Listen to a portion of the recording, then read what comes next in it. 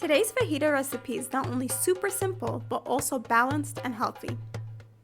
We're laying out the ingredients based on cold or hot temperament, which either slow down the digestion or help stimulate it. What really helps with these kind of recipes is prepping everything ahead of time. Slicing the peppers, the onions, the chicken, mincing the garlic, and getting all the spices ready for us. I tend to use squeezed lemon for this recipe, but you can also use lime if that's what you prefer.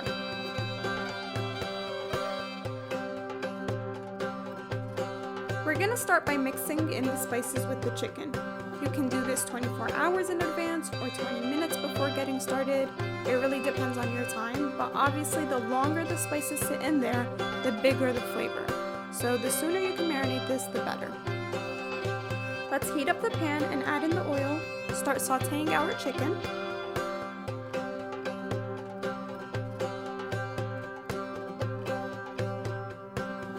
I like to cook the veggies separately to ensure that they don't overcook, but if you want to keep it a one-pan meal and reduce the dishes, you can do the veggies first and then do the chicken in the same pan afterwards.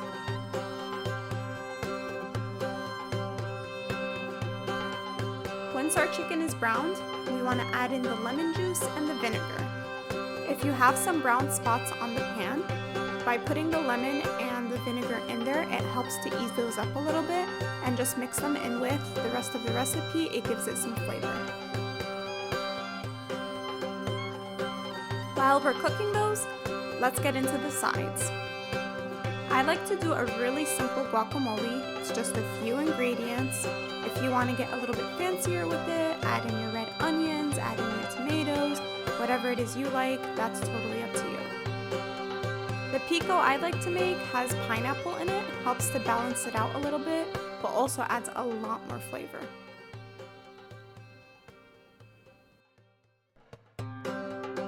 So let's discuss now. We have our dish, the rice and the corn tortilla along with the pico and the lettuce and the sour cream are all going to be cold. Our hot are going to be the veggies, the chicken, the guac, and the pepper. By mixing these all in, we make sure we're getting an adjusted temperament and it's neutral.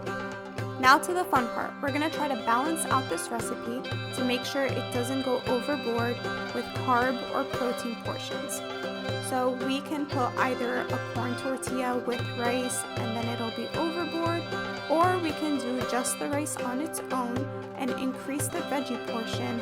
That way we don't go overboard with the portions and we keep it balanced in terms of blood sugar.